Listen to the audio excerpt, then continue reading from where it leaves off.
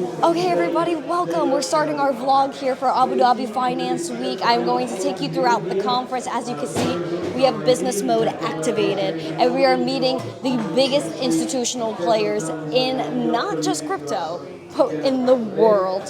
So this is Hub 71, a huge networking event where people are looking to meet each other, potentially raise capital, and we've met a lot of high status people here, especially from Avalanche and Solana. We even got invited to Solana Breakpoint just now, and so hopefully I can make my way over there, but we'll see what happens. We're going to take you through our Abu Dhabi Finance Week right now, so if you're ready, smash a like, subscribe, and share it out with friends, and let's get going. Okay, everybody, we are getting after it. We are outside, and once you get through security, this is the first thing you see. And so this venue is outdoors, which means this jacket is coming off soon, but let's get it going. I'm gonna give you guys a quick show around and just give you like my experience as to how it is in Abu Dhabi. Everyone is super cool, everyone is super nice, and the people I've met are just astronomical, like on a different level.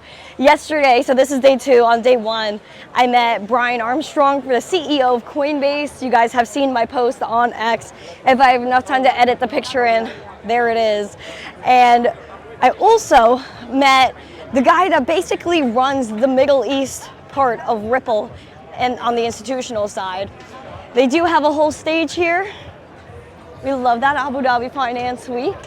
Now I'm gonna go and show you guys, let's start this way. Look at us go. So I try to show you guys towards the end of every day, only because it is easier for me to navigate. And so it's about 3 p.m. right now. We kind of got past the peak heat, which is also why I was hiding inside for a little while, doing some meetings indoors and meeting major institutional players. So over here we have a lounge. This is just a little overview.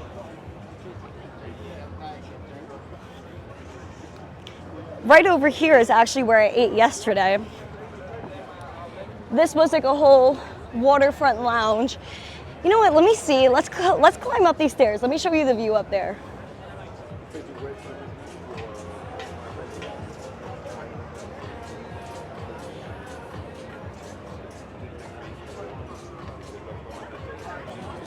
Okay, update guys, the jacket came off. I had a really nice conversation with that gentleman back there. He's 29 and a neurosurgeon. And he said he wanted to get out of neurosurgery and get into finance and crypto because he said the medical industry is corrupt. I said, tell me about it, fam. Tell me about it. So, continuing on, we are walking through and it seems as though the sun is going in a little bit, which is nice because it is way too hot. So remember I was telling you guys that everywhere in Dubai and Abu Dhabi has coffee. Here, there is so much coffee that I feel like everyone is like buzzing off of caffeine. Even throughout this whole conference, they've had people coming up to you asking if you want Arabic coffee. So they have like a little pot and these little shot glasses almost. They just fill you up with a nice hot Arabic coffee. And I'm telling you, it's strong and it's good.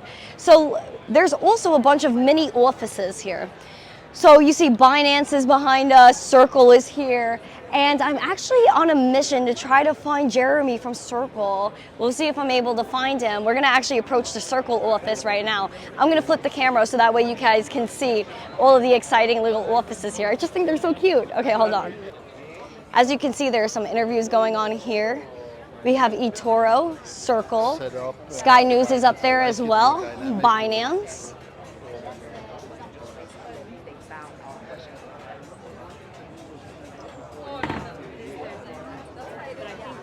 I could not find the CEO of Circle, but we will try to keep finding other people to chat with and get on the podcast.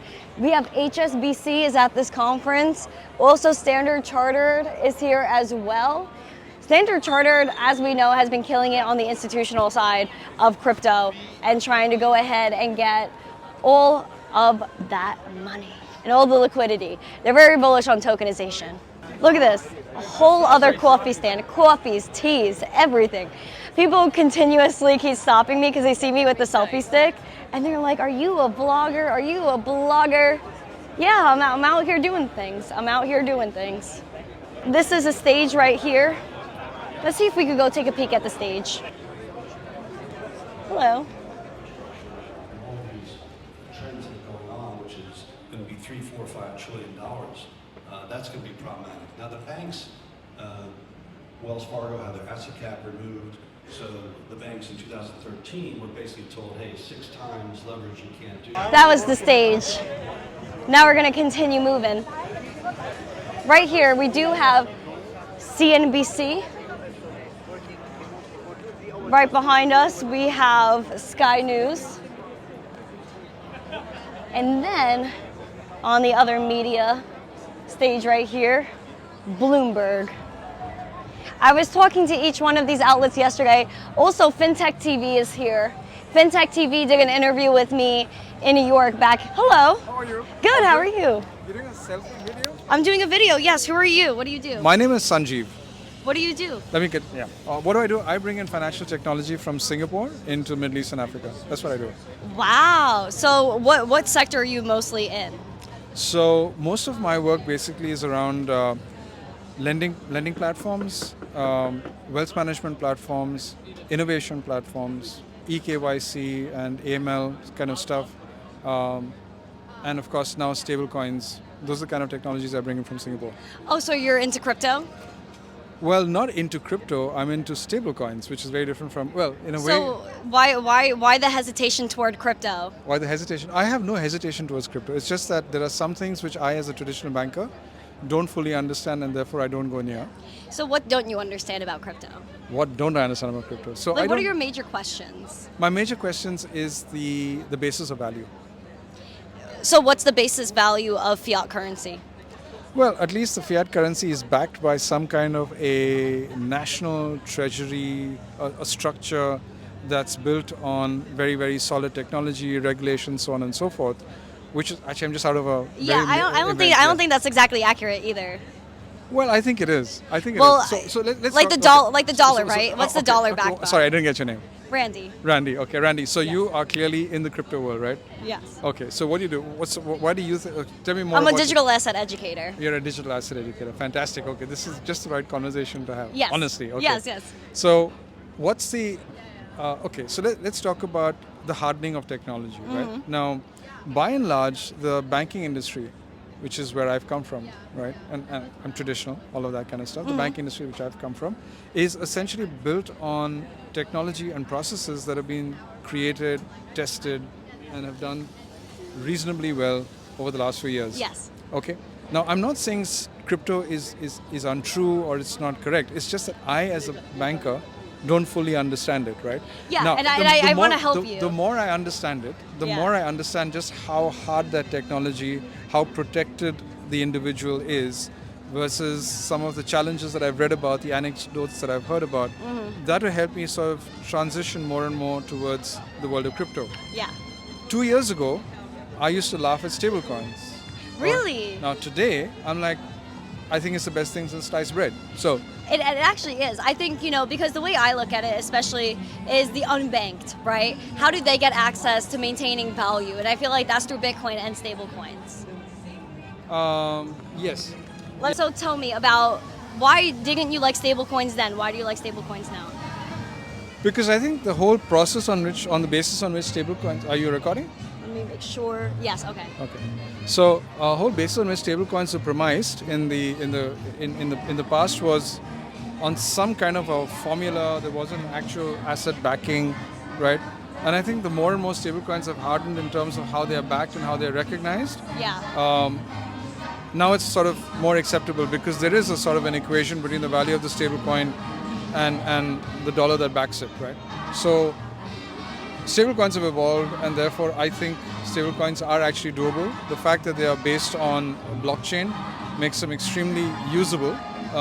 There are challenges in terms of liquidity. There are challenges in terms of, which network is being used and all of that kind of stuff. I agree with that, yeah. Yeah, but I think it's kind of almost like the discovery phase. It is a discovery phase, and I think in time they will become more and more usable, far more usable in many, many instances than normal fiat. Yeah. Right. Sorry. I agree with that. So to that extent, see, I'm open to the whole concept of digitized money or digitized assets, whichever way you look at it, or digital assets, right? Yeah. But my main issue is that I don't understand the crypto world. Because I understand the fiat world, I understand the Yeah. asset on the fiat side. I can understand a gold coin, a gold stable coin. I can understand that because it's sort of less of a conceptual leap for me. That's all. Nothing Yeah, else. so the way I view Bitcoin, at least, right? There's nothing really backing, for example, the dollar. I'm from the U.S. Okay. There's nothing that backs the dollar. That's right. And even Elon Musk and Doge, Department of Government Efficiency, they went ahead and said on Capitol Hill there are magic money computers that people could go on and just magically print money and set out of thin air. Yeah. So what's the reason for creation? There really is none. And with Bitcoin, there's a reason why it exists. It's because of energy Yeah. and verifiable energy that is used to mine blocks on the blockchain, therefore rewarding miners with Bitcoin, and then it's dispersed peer-to-peer. Yep. So that's why Bitcoin exists. So for me, there's a reason and a verifiable reason as to why it's created, and there's a cap of 21 million. So for me, there's like a reason to store my value in that and trust it because it's a trustless technology, which is the irony. Right. So I get that. Yeah. Listen, I've actually taken master's level classes in business, and when I've told my students to go ahead and invest in Bitcoin, and I haven't done it myself. And the reason That's interesting. now the reason is very simple, because my job as in pedagogy or in teaching is to make my students think a lot more, right? And so when they came and asked me, is this real? And I said, listen, as long as it has even a cent of value, even a quarter of a cent of value, it is real, right? So why don't you go ahead and experiment with it and see and argue amongst yourselves about whether this is actually viable or not. And I remember talking to them about this at a point of time when Bitcoin was about maybe $300 a coin. Wow, right? that was a long time ago. Long time ago. But I myself sort of debated this with myself. It's not being hypocritical. I said, if I don't understand it as well as my students do, Yeah. then I shouldn't be doing it, right? I shouldn't Yeah. be just following the herd. And I'm still unconvinced. That's the honest truth. What's like that one thing that's holding you back? Is it the store of value? Is it being currency? What's the roadblock? Okay, the roadblock in my mind is the unknown devil.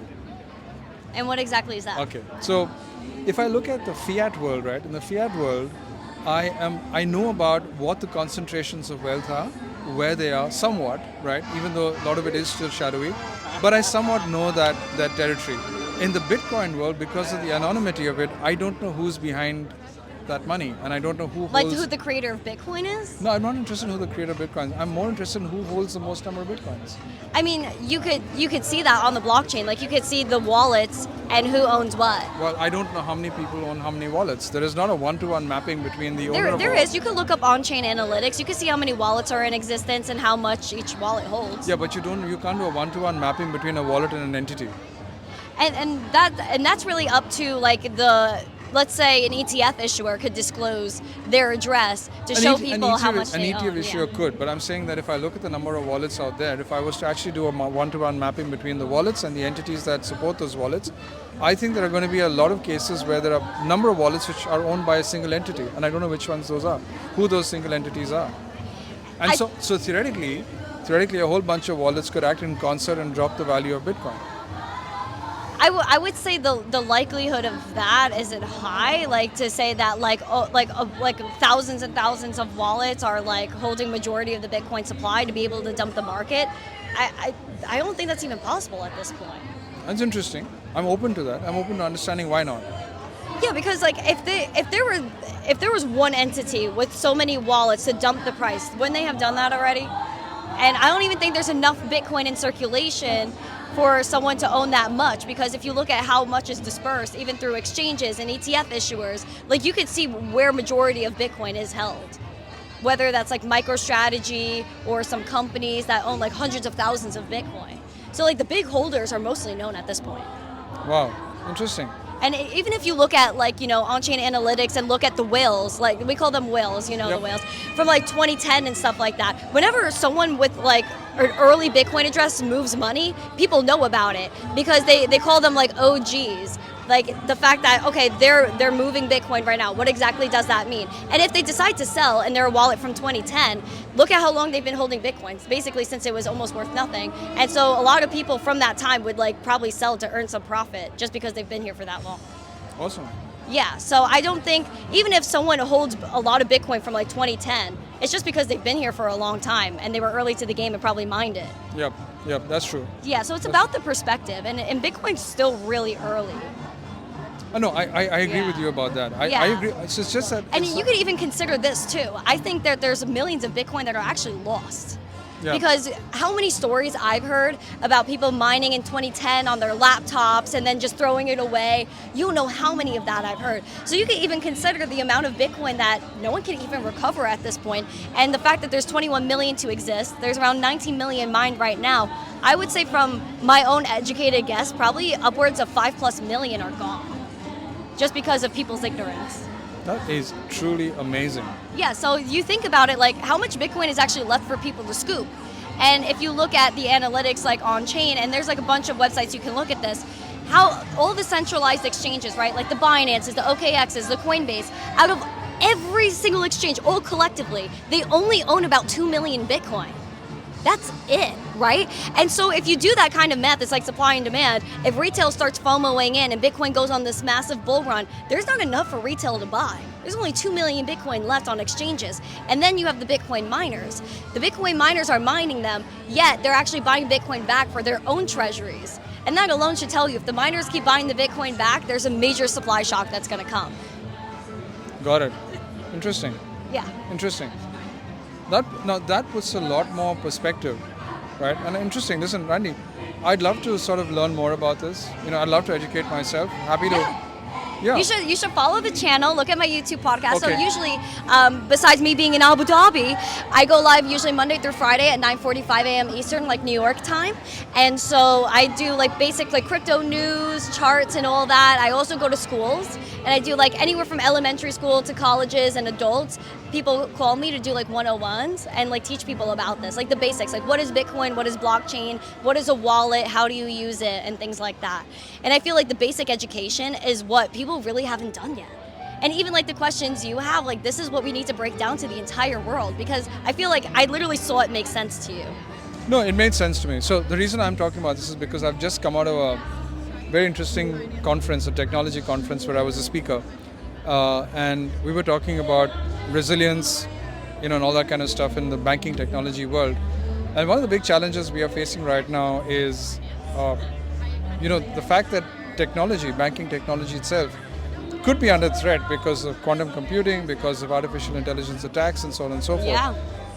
So I know that there's a vulnerability in the banking sector at the moment. Yeah. I know that. Even when it comes to identity, right? Because I can't even count how many times there's been like banking hacks, and even, I believe it was Bank of America that was basically using your information and opening like credit card accounts and things of that nature without your consent. Well, I don't so know. your data I don't know the exact. I can't comment on the bank's name, but I can say that yes, I know that it was happening. Yeah, like you've heard about this. So that's why I really love blockchain, because at least like when I have a wallet, I have the keys to my wallet, and no one can get in there and use my information and basically do things on my behalf. So like blockchain tech and like Bitcoin addresses essentially protect you from all these outside people trying to use you and take your money. So interestingly, Randy, very interestingly, I mean, I don't know why we chanced on this conversation. Why? It's obviously there was a reason for it. Yes. But one of the projects that I'm working on is actually an identity wallet on the blockchain. Way. Yes, I am. Right. No way. Yes. I love that. So basically, working with a gaming company to come up with an identity wallet. Yeah, it's an interesting That's project. so funny, because I was one of the first creators to mint NFTs back in 2020, and I've been advising games in blockchain for years. Wow. Yes. Wow. Okay, interesting. So my whole strategy is that at some point of time I've got to start, in my lifetime, if it's achievable, I'd like to start moving towards people owning their own data, their own identity, and sort of. You're such a crypto bro, and you don't even know it. You don't even know it. No, seriously. You're right there with us. I wish no, but I'm a trad amazed type. Don't put yourself in that box. We can all be friends. Thank you so much. Thank you so much. No problem. Thank you for joining the show. See? Us bankers and trad bros and crypto bros, we're all one big happy family at ADFW. Oh my gosh, we just made friends with a banker. We just made friends with a banker. I gotta edit that down. That conversation was really long. But we're gonna continue. We're walking around. We're having a really good time. Hello, sir. Everyone's checking us out. They think they probably think we're a little bit crazy. We're a little bit crazy. But this was the stage we were just at. We're gonna keep walking. We're gonna walk through this other venue to go ahead and go show you the other side of this conference. This conference, like I said, is massive, so I'm probably missing a good portion of it, but we're gonna keep moving. Whew. Holy shoot, that was a step I almost fell on. All right, walking through a little building. We're gonna transition to the other side. We came over there, we're walking through here. All the media they got really good camera work. Hello, sir. So this is another venue where people are having meetings, as well as this one. It is so clean. Like, let me tell you guys, the amount of people that are here are insane. People are looking at us like we're straight up Delulus. This is the executive lounge. As you can see, just like this venue is mind-blowing. It is so organized, yet it's toasty. We're in the middle of the freaking desert. We're in the middle of the desert. Now, I'll show you guys where I met Brian Armstrong yesterday from Coinbase. I saw him standing right outside here. Right there. That's where I met him. And I was like, hello, Brian. He was happy to see me. Trust me, he was happy to see me. Right here, more cafes. And that's where the stage behind us where we were earlier at the beginning of the vlog. So let's step into the shade somewhere and do some reflection. He thought we were recording that guy. He goes, hey. I'm telling you guys, trad bros actually have humor. Trad bros actually have humor.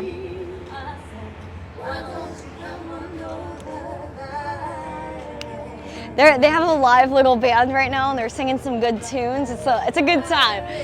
But listen, everybody, Abu Dhabi Finance Week is killing it. I didn't get to show you as much as I wanted to because people are having meetings and we can't be rude like that.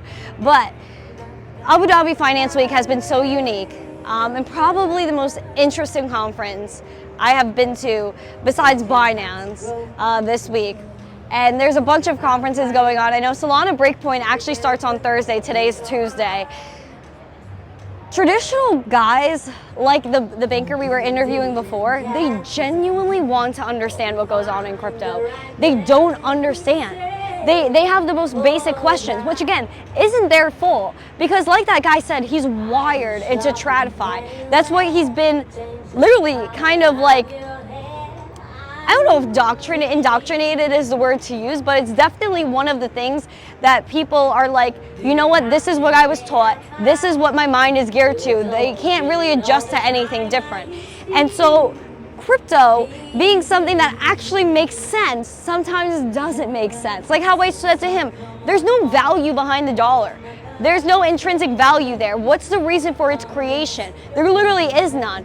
Whereas with Bitcoin, there's a reason, there's energy that is literally, you can't fake energy, that powers computers to go ahead and mine Bitcoin and reward miners with that Bitcoin to then spread peer-to-peer. And on top of that, it's a system that is verifiable, it's immutable, it's trustless, and that you could trust that it is trustless. Even the idea of self-custody is something that blows the minds of bankers because they are like, how can I be in control of something? How can you trust that you can actually be in control? And that's why we need to do this basic education, guys. Every institution I've spoken to this week needs education, and that's what they want to do. They need to bridge the gap between TradFi and DeFi. They want to do it, they just don't know how. And that's why I'm hoping that with the connections I've made this week, and hopefully with all of your support on this channel, we can continue to bridge that gap and help these bankers get in the game. And they know that tokenization is real. One of the big words I've heard this week is tokenization. But what really is tokenization to them? And what do they picture that being? Is that treasuries? Is that stocks? Is that just a basic certificate? That is the key that we need to unlock. What blockchain is it going to live on? How can we go ahead and create a blockchain that is trustworthy enough to do that tokenization on?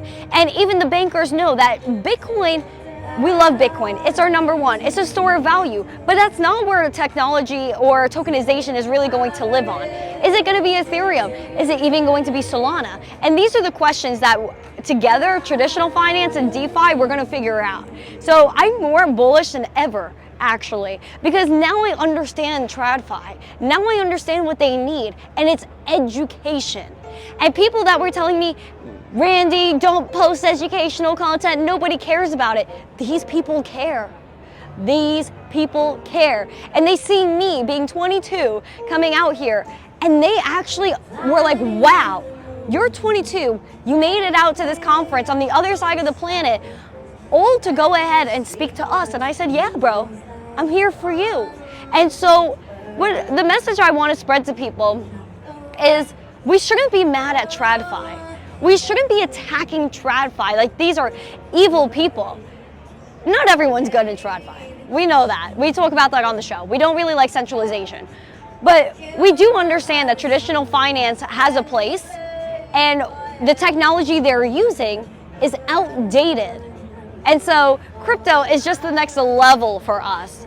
The blockchain is the next level. All the bankers love blockchain. They don't know how to use it, and they don't understand it yet. So what we're gonna do, guys, is bridge that gap, and I'm, like I said, more bullish than ever. And I hope you guys enjoyed this vlog. I know it was very interesting. We sidelined with the banker, and I hope that the editing comes out right, because it was a very long conversation. But you see at the end of our conversation how everything started to make sense to him. And it's because he hasn't had the right person and the right environment to go ahead and understand and have that moment. We had a light bulb moment with a very powerful banker today, and I'm so excited to do more of that. And I've spent time with, I spoke to Brian Armstrong, I've spoken to people at Ripple. Yesterday I was with Reese. Reese is basically the guy that runs the Middle East part of Ripple, and he wants to educate people on the institutional side when it comes to custody. And we know that Medico, acquired by Ripple, is kind of jet setting that, you know? So they want to bridge that gap. I think what Ripple is doing is very interesting when it comes to custody. And what I told Ripple that they need is to help people understand, not just institutions, but on the retail side, how does RLUSD and stablecoins impact them? How do we spend it? How is it going to help us? And so, guys, we're doing big things out here, and I'm so excited for the future. TradFi and crypto, we're gonna come together and be one big happy family. If you have not yet, smash the like, subscribe, and share it out with friends. And stay spiffy, you know?